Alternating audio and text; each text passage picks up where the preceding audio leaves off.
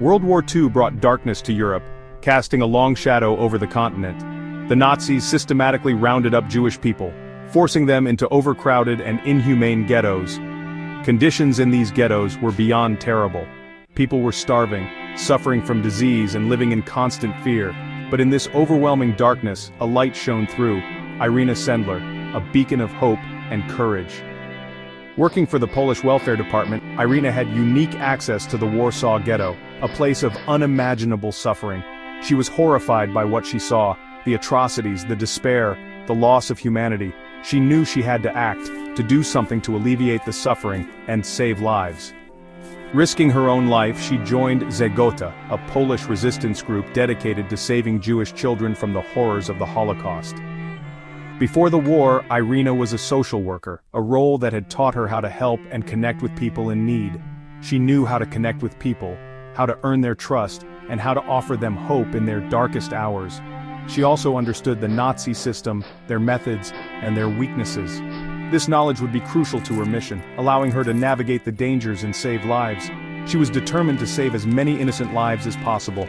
Irina knew the risks, but her resolve was unshakable. Getting caught meant certain death, a fate she was willing to face for the sake of the children. But for her, the lives of the children came first. She was their guardian angel, leading them to safety against all odds.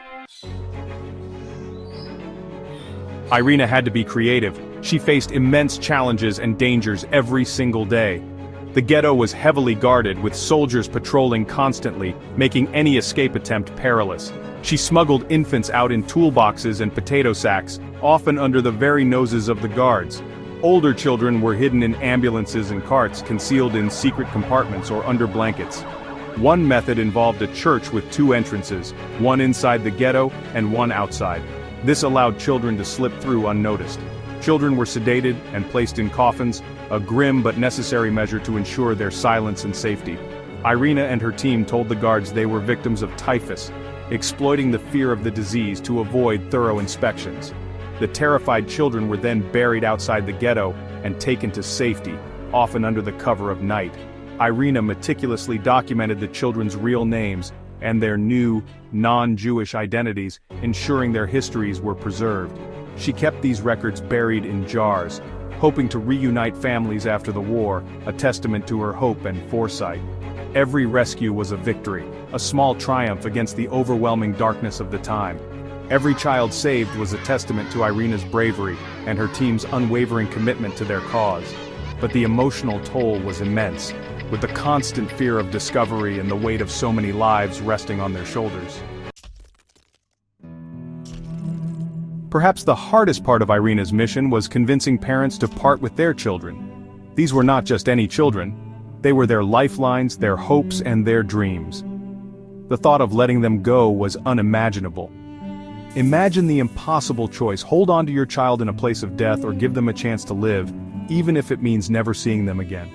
The weight of such a decision was crushing, and the fear of the unknown was paralyzing. Many parents couldn't bear the thought of separation.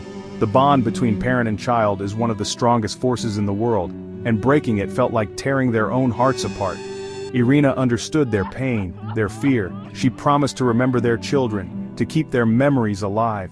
She assured them that their children would be safe, that they would be loved and cared for.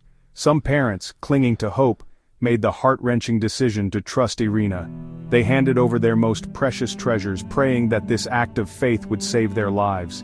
They knew staying meant certain death for their children. The ghettos were no place for a child, and the horrors that awaited were too much to bear. They prayed their sacrifice would give their children a chance at life. Every prayer was a plea for mercy, a hope that their children would survive and one day understand the depth of their love. Irina carried the weight of these goodbyes, these desperate hopes, with her every single day.